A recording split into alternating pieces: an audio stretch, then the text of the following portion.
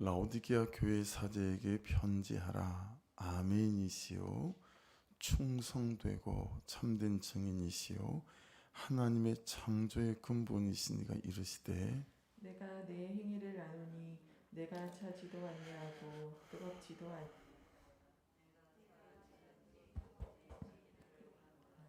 내가 이같이 미지근하여 뜨겁지도 아니하고 차지도 아니하니 내 입에서 너를 토하여 버리리라. 내가 말하기를 나는 부자라 부요하여 부족한 것이 없다 하나 내 공고한 것과 가련한 것과 가난한 것과 눈 먼 것과 내가 너를 권하노니 내게서 불로 연단한 금을 사서 부요하게 하고 흰옷을 사서 입어 벌거벗은 수치를 보이지 않게 하고 안약을 사서 눈에 발라보게 하라.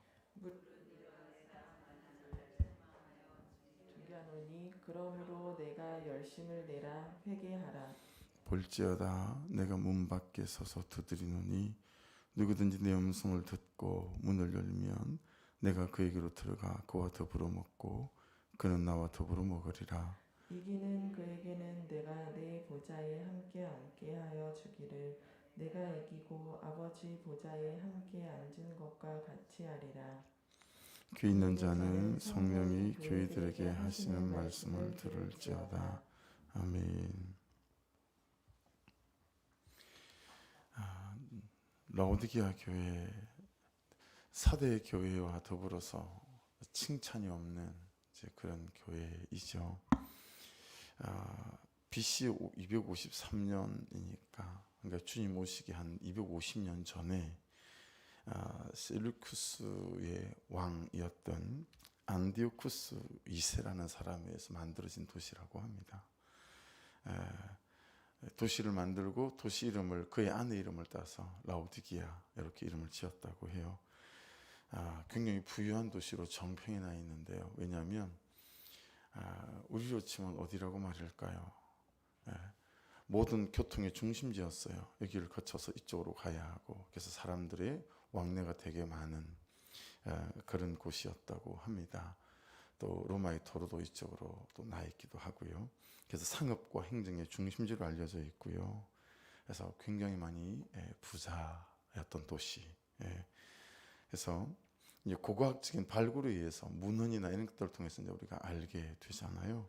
그래서 고당대 도시들에는 극장이 없는 도시가 많답니다. 근데 이 라오디게아 도시는 극장이 2개나 있는 남다른 그런 부유함이 있었던 도시였고요. 운동 경기장이 있었다고 합니다. 로마나 입고 있던 운동 경기장이 있었고요. 거기다가 정말 쳐다보기 힘든 실내 경기장까지 갖고 있었던 그런 도시였고 대규모의 목욕탕 단지, 이건 정말 다른 도시에는 없는 대규모의 목욕탕 단지 이제 로마에나 있던 거였죠. 그리고 10km나 떨어진 곳에서 온천을 끌고 들어오는 수로도 고고학적으로 다 발굴이 되어졌습니다. 이게 고고학적인 발굴에 의해서 추론하는 것들도 많이 있다 보니까요. 조금씩 신학자들의 견해가 좀 다르기도 하긴 합니다. 전통적인 견해는 이 라오디게아 지역에 유황 온천이 되게 좋았다고 합니다. 그래서 전국에 있는 세계 각지에 있는 이제 눈병 환자들이 모여들었다고 하죠. 특별히 눈병에 잘 낫는 온천이 돼가지고요. 그러다 보니까 심악산 정도 거리 거기 온천이 있고 주요한 도시는 금촌이면 금촌이 되게 많이 발달하지 않겠어요? 너무 이제 돈이 많아지니까 야 저기 심악산에 있는 저 온천을 금천으로 좀 끌고 오자. 근데 이 거리가 이 정도 거리가 아니라 10km 이상이 되니까 제법 먼 거리죠. 그래서 수로를 만들었어요. 심악산에서 이까지 끌고 들어오는 수로를 만들었는데 문제는 요즘처럼 이 온도를 잘 보온해서 가지고 올 수 있는 그런 시설이 없고 그냥 수로만 만들어서 물을 끌고 오다 보니까 어떻게 되겠어요? 도시 오는 동안 이게 다 식어버리잖아요. 미지근해지는 거죠. 그래서 그 미지근함에 대해서 가장 대표적인 교회를 일컬으시는 것이 라오디게아 교회다. 이게 전통적인 이제 견해입니다. 이제 다른 견해가 또 좀 있어요.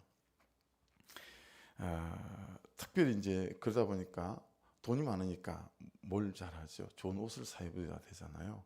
그래서 섬유 산업이 굉장히 많이 발달했던 도시로 알려져 있고, 이제 의료 사업, 돈이 많으니까 몸을 잘 돌보고 해야 되잖아요. 의료 사업 많이 발달했고, 그런 도시로 알려져 있습니다.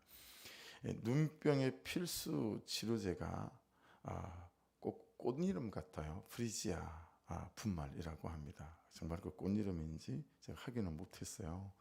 그래서 유명한 의대가 있었다고 합니다. 눈 치료에 아주 특화된 필랄레드스라는 사람이 건립을 했다는데, 이런 것들이 고고학적으로 문헌이나 또 유적으로 발견이 되어졌습니다. 종교 생활은 뭐 대부분이 그렇듯이 토착 종교하고 또 로마 신화하고 혼합된 혼합 종교. 그래서 뭐 대충 다 신이에요. 그런 종교 생활 있었고요. 이 프리지아 분말, 이것 때문에 도시가 많이 부자가 돼 놓으니까 비슷해요. 황제가 5년 동안 세금 면해줬다고 황제 아들 숭배했었잖아요. 그런 것처럼 여기는 프리지아의 신이라 그래가지고요, 멘카로 이 신을 주신으로 섬겼던 도시였다고 합니다. 자, 본문 말씀으로 들어가 보면 오늘 지금 말씀드린 역사적인 배경이 본문 말씀과 다 연결이 되어져요. 라오디게아 교회 사자에게 편지하라. 아멘이시요. 이제 이런 말씀들은 대부분 구약에 있는 말씀들을 많이 인용한 말씀인데요. 이 아멘이시요라고 하는 건 이렇게 이해하시면 돼요. 이게 이사야 65장 15절 말씀이 어떤 거냐면, 새 창조를 시작하시겠다, 새로운 회복을 시작하시겠다. 근데 그분은 말씀하시면 정말 말씀대로 하시는 진실되고 성실한 분이시다. 누가 그렇게 말하는 거죠. 그래서 그 말 끝에 아멘 하는 거예요. 맞습니다. 그 하나님은 정말 새로운 창조를 행하시는 분이시고, 그리고 진실한 분이십니다. 거기에 대한 내 고백을 담아서 함께 고백하는 거죠. 그래서 그냥 바로 적용점이 생기더라고요. 나에게는 어떤 아멘이 있는가? 여러분에는 어떤 아멘이 있으십니까? 저는 누군가가 저에게 하나님은 어떤 분이십니까? 라고 묻는다면 여러 가지 대답이 있지만 가장 먼저 하는 대답은 기다리시는 분이십니다 라는 거예요. 제 삶을 보며 하나님, 그분은 항상 기다리시는 분이시다 라는 것들이 제게는 참 은혜고 또 감사해요. 어떻게 항상 기다려 주실까? 왜냐하면 반대로 또 제가 잘 기다리지 못하는 사람이 아닐까에 대한 또 돌아봄이 있기 때문에 그럴 수도 있는 것 같아요. 그래서 누군가가 이제 여러분 중에서 하나님은 기다리시는 분이 있습니다 라고 말씀을 하신다면, 자, 0.1초도 기다리지 않고 아멘 하는 거죠. 아멘. 맞습니다. 하나님 기다리시는 분이 있습니다. 주일 말씀에 비춰본다면 축구는 정직하다. 그렇죠? 축구는 정직하다. 근데 여러분, 축구보다 훨씬 더 정직한 게 뭐죠? 우리의 삶이잖아요. 정말 심은 대로 거두고 뿌린 대로 거둘 수밖에 없는 게 우리의 삶 아니겠어요? 그럼에도 불구하고 제가 삶은 정직하지 않다라고 말씀드리는 이유는 나를 향한 하나님의 은혜 때문이다. 내 삶은 벌써 어떻게 되고도 말았을 삶인데 항상 그분의 은혜가 또 기다려주시고 또 샘을 공급해 주시고, 그래서 제가 삶은 정직하지 않습니다 라고 말씀드린 것과 비슷하죠. 충성되고 참된 증인이시요 하나님의 창조의 근본이시니가 이르시되. 여러분, 여기 이제 창조의 근본이시니는 계속 많이 나왔어요. 다른 교회에서 알파요 오메가 또 비슷한 뜻이고, 또 처음이요 마지막 이 또 비슷한 말씀이고, 시작이고 끝이고 이 말씀도 되게 비슷한 말씀이죠. 그래서 망하고 무너지고 찢어지고 주저앉은 영혼과 삶을 다시 재창조하시는 예수 그리스도. 왜 라오디게아 교회 이 말씀을 하실까요? 그 말은 너무 미지근해서 정말 영적인 온도가 하나도 없는 이 사람들에 대해서 내가 다시 수없는 책망하는 것 같지만 너희들에게 세를 행하겠다라고 하는 이제 말씀해 주시는 은혜다라고 하는 것을 알 수 있습니다. 그래서 여러분, 나사로도 그랬고, 그죠? 죽었던 그를 다시 재창조하셨고, 수가성 여인도 그의 삶을 회복시키셨고, 예수님 자신도 그러셨잖아요. 죽음에서 부활하셨습니다. 부활이 있다. 우리에게는 예수의 부활이 있다라는 거죠. 그래서 제가 하나님은 기다리시는 분이 있습니다, 이걸 넘어서는 저의 고백이 하나 있다면, 그냥 아멘 할 수 있는 게 있다면 나에게는 예수의 부활이 있다. 이제 이거는 나에게는 나를 기다리시는 하나님이 있습니다. 이건 제 개인적인 거예요. 근데 목회적으로는 저는 이걸 붙잡게 되는 것 같아요. 나에게는 예수의 부활이 있다. 그렇게 나를 보지 않고, 그렇게 성도들을 보지 않고, 그렇게 또 자녀들을 보지 않고, 내 현실을 보지 않으면 뾰족한 답이 없었던 것 같아요. 맞다. 우리한테는 예수의 부활이 있다. 다시 살리시는 은혜가 있다라고 하는 거죠. 나도 다시 살리고, 그도 다시 살리고, 누구라도 다시 살게 하시는 예수의 부활이 있다라고 하는 거죠. 그래서 주일날 말씀드렸던 확언, 선포. 제가 주일날에도 계속 좀 선포를 해야 될 상황이 있었어요. 그리고 또 아침 이 말씀을 보면서도 내 마음을 살리시는 분이 있습니다. 그를 향한 내 마음을 살리시는 분이시고, 또 내 현실을 살리시고 부활하시는 분이시고, 뭐 이런 것이요. 그래서 말씀에 비춰볼 때 어제는 참 영 잘 못 살았다. 되게 어제도 바빴어요. 새벽 예배 끝나자마자 그냥 9시 기도할 때까지 숨도 안 쉬게 바빴던 것 같아요. 왜 잘 못 살았냐면 그를 못 살릴 것 같다는 아닌데, 하나님께서 그를 살리시겠죠. 살리시고 있고, 그를 못 살릴 것 같다라고 하는 것은 아닌데, 참 하는 짓을 보면, 하는 말을 보면, 하는 태도를 보면 적어도 내가 보기에는 정말 답이 없는 인생이다, 이런 생각이 들게 되어지는 거죠. 그러다 보니까 마음에 이런저런 갈등이 있고 싸움이 있지 않겠어요. 그런 부분 안에서 참 말씀에 비춰볼 때 내가 부끄럽다. 정말 모든 사람을 다시 살리시고 일으키시는 부활의 주를 내가 온전히 확언, 선포하고 살지 못했구나. 이걸 이제 또 저희 죄로 고백하게 되어지는 것 같아요. 15절 말씀 보시면, 내가 내 행위를 아노니 내가 차지도 아니하고 뜨겁지도 아니하도다. 내가 차든지 뜨겁든지 하기를 원하노라. 이 말씀을 처음에 사람들이, 원독자들이 받았을 때 이 말씀을 여러분 잘 이해했을까요? 라오디게아 교회에서 수루를 끌고 들어왔기 때문에 물이 식어진 것, 미지근해진 것에 대해서는 상황적으로는 많이 이해가 되어졌겠으나, 이 말씀을 보시면 아니 주님은 뜨거운 걸 원하실까, 찬 걸 원하신다는 얘기일까? 라는 질문이 될 수 있지 않겠어요? 그런데 이게 다른 것과 비유한 것이 아니고 신앙과 비유한 거니까, 여러분 신앙은 뜨거운 것이 좋습니까? 찬 것이 좋습니까? 근데 말씀을 보면 아니 내가 차든지 뜨겁든지 해라, 미신한 거 미신하지 말고, 그러니까 아니 주님이 뜨거운 걸 원하시나 찬 걸 원하시나, 이렇게 질문이 될 수 있는 부분들이 있죠. 여기에 사용된 동사가 오펠론이라는 단어입니다. 그러니까 실현 불가능한 소원을 표현을 하지만, 여기서는 현재는 실현되고 있지 않지만 가능성을 나타내기 위해 사용된 단어다라는 거예요.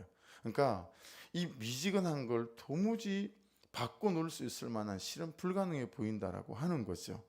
그럼에도 불구하고 어떤 가능성을 드러내는 단어다라는 거예요. 그래서 여러분은 어떠세요? 여러분은 요즘 뜨거우세요? 차가우세요? 아니면 미지근하십니까? 여러분, 차가운 것을 미지근한 것보다 더 좋은 것으로 평가하는 것처럼 보이지 않습니까? 그렇죠? 그러니까 이게 이제 무슨 비유냐면 영적인 열정의 어떤 결함을 말하는 겁니다. 영적인 열정. 여러분에게 영적인 열정들이 어떻습니까? 요즘. 그래서 영적인 열정은 그래도 차가운 것보다는 좀 미지근한 게 낫고, 미지근한 것보다는 좀 더 뜨거운 게 낫고, 온도 차이가 그런 게 낫지 않겠어요? 그죠? 근데 주님께서는 어떻게 차갑게 되라고 하시는가? 미지근하려면. 이건 어떤 거죠? 무슨 의미죠? 분명한 입장을 가지라는 것입니다. 분명하고 명확해라. 그래서 여러분 들어보십시오. 7가지 중에 여러분에게 속한 걸 한번 들어보십시오. 이 영적인 열정의 결함을 7가지로 제가 말씀드려 볼게요. 첫째는 위선적인 거. 그러니까 목사의 삶에서 가장 괴로운 건, 또 성도들에게 들키지 않으려고 하는 건, 강대상에서 말씀을 선포한 것과 내 삶이 일치하지 않는 거, 이거 어떻게든 들키지 않으려고 애를 쓰고 살아왔거든요. 그러니까 이런 게 위선적인 거죠. 말하는 것과 또 삶이 일치하는 것, 이게 이제 위선적이지 않은 거잖아요. 근데 영적인 열정이 떨어지면 사람이 위선적으로 되어진다라는 거죠. 두 번째, 결단력이 없어요. 예. 그래서 하면 하고 말면 말고 그랬으면 좋겠는데 결단력이 없어요. 그냥 딱 끊어내질 못하는 거죠. 네. 항상 본인도 힘이 들겠지만 쳐다보는 사람들도 참 많이 힘이 들죠. 세 번째는 그래서 우유부단한 거예요. 여러분, 결단력이 없는 것하고 또 우유부단한 건 또 좀 차이가 있죠. 세 번째가 그거고, 네 번째는 타협하는 거예요. 영적인 열정이 떨어진 거, 미지근하면 너무너무 타협을 잘한다라고 하는 거죠. 그 다음에는 말뿐인 고백입니다. 다섯 번째는 말뿐인 고백. 그냥 예배 때 하나님 앞에서, 또 묵상할 때 하나님 앞에서, 또 퀴트를 나눌 때, 또는 목장을 할 때 그때 말뿐이에요. 이걸 삶으로 가져가지 않는 거죠. 영적인 열정의 결함. 야, 차가워라 라고 말하는 게 아니라 너 이렇게 미지근하니? 라고 말하는 것은 이게 포함되어져 있다는 거죠. 그리고 여섯 번째는 기계적인 예배예요. 이건 여러분보다 제가 훨씬 더 빠지기 쉬운 함정이죠. 기계적인 예배. 여러분에게는 예배이지만 저에게는 여러분 이게 사역이고 일일 수 있잖아요. 그래서 제가 가장 많이 하는 기도는, 죄송하게도 하나님, 오늘 주일 예배 제가 가장 큰 은혜를 받아야 됩니다. 새벽 예배도 마찬가지예요. 하나님, 제게 가장 큰 은혜를 주십시오. 여러분, 왜 그러냐면 정말 기계적인 예배, 큐티를 하는데 큐티에서 큐티가 된 게 제게 그리 오래되지 않았어요. 한 1년이나 됐을까요? 큐티를 해도 계속 설교 준비가 되는 거예요. 이건 제가 망하기 딱 좋은 거죠. 그래서 처음에 큐티를 할 때, 야, 이렇게 큐티 하다가 나만 망하는 거 아닐까, 정말 그런 두려움이 있었어요. 왜냐하면 계속 설교 준비를 하니까. 여러분, 무슨 유익이 있겠어요? 제게 좋은 설교를 하는 게 제겐 유익이 하나도 없어요. 제게 유익은 뭐죠? 이 말씀을 내 말씀으로 받는 거죠. 이 말씀 속에서 제게 하시는 음성을 듣는 거죠. 그래서 새벽에 이제 말씀 준비가 끝나고 이제 5시 또는 뭐 4시 50분, 55분, 그때 이제 제가 씻기 시작할 때, 그때부터 이게 도착할 때까지 계속 질문하는 거. 하나님, 내가 들어야 될 메시지는 뭐죠? 제게 하시는 음성은 어떤 것이죠? 계속 이거 질문하는 거예요. 씻으면서 질문하고, 엘리베이터를 타면서 질문하고, 이제 그런 질문을 계속 이제 해야 되는데 그런 질문이 잘 못 될 때도 있어요. 그러니까 여러분, 기계적인 예배, 이게 여러분에게도 있을 수 있죠. 그렇죠? 직분이 또 있고 목자가 있고 그러다 보면 참 그러기 쉬워요. 그러니까 여러분, 다른 사람은 은혜 못 받아도 꼭 내가 은혜 받는 저와 여러분 되기를 주 이름으로 축복합니다. 내가 살지 않으면 소용이 없어요. 여러분, 제가 아무리 설교 잘해봐야 그게 무슨 유익이 있겠어요. 그렇죠? 저한테 말씀하시는 말씀이 들려야 되고, 말씀 속에서 내 제가 보여야 되고, 내 제가 인정되어져야 되고, 그래야 되지 않겠어요? 마지막 일곱 번째는 삶의 변화, 열매가 없는 거예요. 영적인 열정의 결함은 삶의 변화가 일어나지 않는 거죠. 전 큐티하기 이전에 대부분의 한국 교회의 많은 어려움이 이런 거였다라고 생각해요. 그래서 여러분, 어쨌든 초점은 말씀을 통해서 삶으로 가져가서 내 태도의 변화, 말의 변화, 이런 것들을. 그래서 제가 이 말씀 앞에서 오늘 제일 첫 번째 제게 주시는 하나님의 음성이라면, 자, 한번 비춰보자. 요즘 아내를 대하는 너의 태도, 또 아들을 대하는 너의 태도, 또 성도들을 대하는 너의 태도, 설교를 준비하는 너의 삶 쭉 펼쳐놓고 요즘 그것들이 어떠냐, 이 말씀이 이제 제 첫 번째 메시지인 거죠. 내 삶의 변화와 열매를 놓고 볼 때 사람들은 잘 가는데 내가 좀 화가 나 있는, 토요일 날 도인사님이 저보고 목사님 왜 이렇게 화가 나 있어요? 그렇게 묻는 거예요. 글쎄, 왜 이렇게 화가 나 있지? 화가 나 있지는 않았는데 좀 뭔가 그랬던 것 같아요. 그럴 수 있잖아요. 여러분 되게 바쁘게 사시잖아요. 근데 토요일 날에 그 말을 언제 들었냐면 8시 기도회 끝나고 마음을 바꾸는데 되게 힘이 들었어요. 추수감사주일이잖아요. 좀 여러분들이 나와서 함께 좀 예배들 초청하고 했으면 좋겠는데 정말 몇 사람 덩그러니 앉아있는 장면을 보는 게 마음이 되게 어려웠답니다. 제가. 그래서 마음에 되게 힘이 들었어요. 그래서 이제 그게 전사님한테는 이렇게 화가 나 있는 것들로 좀 보였단 모양이에요. 근데 금방 또 마음을 바꿨죠. 예, 찬양하면서. 그리고 또 찾아다니니까 마음이 확 또 바뀌더라고요. 그래서 이제 그런 부분들, 이게 제 삶의 부분을 보면서 내가 영적으로 그렇게 막 충만한 것 같지 않다.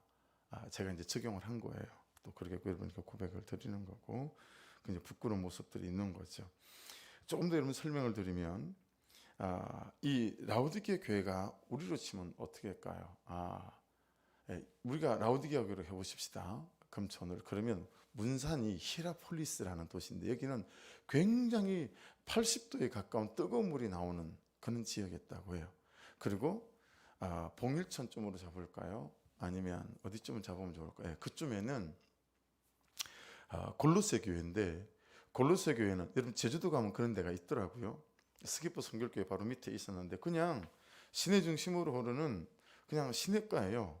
그런데 이상하게 여름에 거기 사람들이 많이 다리 밑에 모여 앉아 있는 거예요. 그래 가보니까요, 이 한라산 거기서 이제 물이 내려오다가 하산함이니까요, 땅성으로 석회암이니까 들어갔다가 이제 한 1km쯤 오다가 펑펑 터져 나오는 물이 스기포 시내에 있어요. 근데 그게 물이 되게 따뜻해요. 따뜻해서 사람들 거기 앉아 있는 거예요. 그런 것처럼 골로새 교회는 정말 차고 깨끗한 물이 펑펑 쏟아 나오는 또 그런 지역이 있었다고 합니다. 거기에 비해서 이제 이 라오디게아 중간 이쯤은 이제 미지근한 물이 나왔던 이제 그런 도시였다라고 하는 거죠.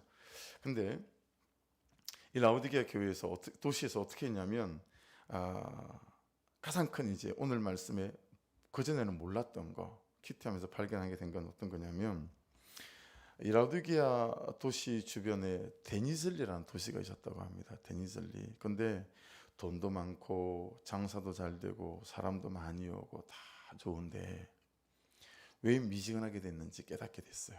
확실하게. 그건 뭐냐면 모든 도시마다, 여러분 파주는 어디서 물을 끌어다 먹는지 아세요? 어디서 물을 가져오는지? 여러분 물을 끌어다 먹을 데가 없어가지고요 40km, 50km 바깥에서 물을 갖고 오는 도시도 많습니다. 대구 같은 데가 그렇거든요. 그러니까 다른 도시는 그냥 그 도시가 있으면 그 도시에서 지하수를 파먹거나 물을 끌어먹는 저수지가 바로 옆에 있는 거예요. 근데 이 소아시아 7교회 중에서 도시 중에서 유일하게 그 도시에 물의 근원이 없었던, 저수지가 없었던 도시가 이 라오디게아 교회였다고 합니다. 그래서 아까 말씀드린 온천도 끌고 들어왔지만 수로를 통해서 이 물도 끌고 들어왔다는 거예요. 10km, 12km 바깥에 있는 데니즐이라는 도시에서 수로를 만들어서 이 물을 끌고 들어왔는데, 문제는 물을 끌고 들어오면서 이제 이 물이 미지근해지고요. 그래서 이 물을 먹고 토하는 사람이 되게 많이 있었다고 합니다. 그래서 미지근해서 토해내는 이 부분도 이렇게 포함되어져 있는 거예요. 원독자들은 이 말씀을 들을 때 이 도시의 현실하고 자기 영적 상태하고 너무 똑같은 거죠. 너무 잘 이해가 쉬웠겠지 않겠어요? 그러니까 여러분 우리한테 적용해 보면 영적인 의미로 자체 공급원이 없었다고 하는 거, 너무 거리가 멀었다고 하는 거. 그러니까 여러분 제가 이렇게 정언적 정리를 했어요. 영적인 온도는 삶의 온도로 연결이 되는 것 같습니다. 영적인 온도는 삶의 온도로 연결된다. 여러분 성령으로 충만할 때 게으르게 살아보신 적이 있으세요? 성령으로 충만할 때 남편과 아내와 자식과 직장 생활에 대충 해보신 적이 있으세요? 그리 안 되지 않습니까? 성령으로 충만하고 뜨거울 때 일 하나도 하나님 주신 일이라고 붙잡게 되고, 남편을 대하는, 아내를 대하는, 자식을 대하는 말 한마디도 여러분 우리가 고와지고 진실하게 되지 않습니까? 영적인 온도는 삶의 온도로 연결되어지는 건데 내 삶의 온도는 어떤 상태인가? 여러분 영적인 온도는요 증거의 부족을 이긴다. 이게 무슨 얘기냐면 내 삶에 이런저런 열매들이 잘 있지 않아도 영적인 온도는 그것과 관계없이 또 기도하고요, 또 찾아가고요, 또 섬기고 하는 거예요. 이런 열매들이 변화가 나타나지 않아도. 근데 영적으로 우리가 온도가 떨어지면 그냥 냅두는 거죠. 물고 가도 냅두고 냅두는 거죠. 그래서 저와 여러분에게는 항상 큐티를 통해서 이 속에서 솟아나는 은혜의 샘물이 있기를 주의 이름으로 축복합니다. 예. 그냥 다른 것 뭐해서 채워야 되는 것 말고 돈으로 채우고 옷으로 채우고 사람들의 인정으로 채워야 그나마 살 것 같은, 숨 쉴 것 같은 사람 말고요. 그냥 말씀에서 터져 나오는 이 은혜의 생수, 이것이 우리 심령에서 터져 나와서 나를 풍성하게 하는 거죠. 예. 그래서 이 라오디게아 교회의 가장 큰 어려움이 여기 있었구나. 이 물이 없어서 다른 도시에서 끌고 와서 피려다 먹어야 됐던 것처럼 결국 라오디게아 교회 영적인 문제도 그들이 하나님 안에서 솟구쳐 나오는 은혜의 샘물, 이 생수의 강이 흘러넘치지 못한 것 때문에 그들이 오히려 가진 모든 것들이 하나님을 대적하는. 그래서 오늘 묵상간정 보시면 묵상간정의 강재만 이분은 굉장히 부잣집 아들이더라고요. 청년 때부터 그냥 비싼 아주 스포츠카 타고 다니고 그랬던 사람. 근데 그런 것들이 오히려 자기를 망하게 하는 그런 또 간정을 실어놨더라고요. 그래서 여러분 오늘 말씀은 여기까지입니다. 5분이라. 그래서 정말 하나님 다른 것으로 그 명령어가 계속 나와요. 회개하라도 나오고요. 또 사라도 나와요. 단련한 금을 사라. 흰옷을 사서 입어라. 안약을 사서 발라라. 그런 말씀들도 잘 좀 묵상을 해보십시오. 내가 사서 입어야 될 흰옷은 뭔지 그런 것들. 또 이제 19절에 가시면 회개하라. 그리고 20절은 뭐죠? 지금도 문을 두드리신다. 포기치 않으시고. 그래서 항상 우리 예수님은 영적인 온도가 뜨거운 분이시구나. 여러분 생각해 보세요. 요즘도 여러분이 두드리는 문은 있습니까? 이게 저게 두 번째 적용점이었어요. 앞에 삶의 변화와 그게 첫 번째였다면 제가 들어야 될 두 번째 음성은 내가 두드리기를 멈춘 문이 있구나. 그리고 그런 마음을 어제 가졌구나. 나 이제 그만 두드릴란다. 그놈한테는. 뭐 이런 생각을 가졌구나. 이런 생각을 하게 된 거예요. 그래서 또 제로 고백이 되어지는 거죠. 여러분이 지금도 두드리는 문이 있으세요? 남편에 대하여 두드리기를 포기한 사람이 있을 수 있죠. 아내에 대하여 두드리기를 포기한 분이 있을 수 있고 자녀들에 대해 두드리기를 포기한 분도 있을 수 있고요. 내 현실에 대해서 두드리기를 포기한 분들도 있을 수 있죠. 여러분 다시 말씀 안에 잘 살피셔서 예수님이 끊임없이 우리에게 문을 두드리고 나도 기다린다 라고 말씀하시는 것처럼 언제라도 좋다 돌아와라 라고 말씀하시는 것처럼 여러분이 두드리기를 포기한 그 사람이나 삶에 그 어떤 문제가 있다면 오늘 말씀의 은혜와 능력을 입어서 여러분 다시 두드릴 수 있는 은혜가 있기를 주의 이름으로 축복합니다. 그래서 저도 하나님 마음을 바꿔주십시오. 마음을 바꾸겠습니다. 다시 섬김으로 잘 해왔던 것처럼 잘 해왔거든요. 근데 자꾸 말을 바꾸는 것들을 보면서 너무 실망이 되는 거예요. 그래서 이제 그만 두드리고 싶다. 그만 두드릴 수는 없죠. 목사 같은 그럴 수 있겠어요. 근데 진짜 그만 두드리고 싶다. 이런 생각이 드는 거죠. 근데 다시 말씀 안에서 하나님 처음 마음 가지고 다시 두드릴 수 있는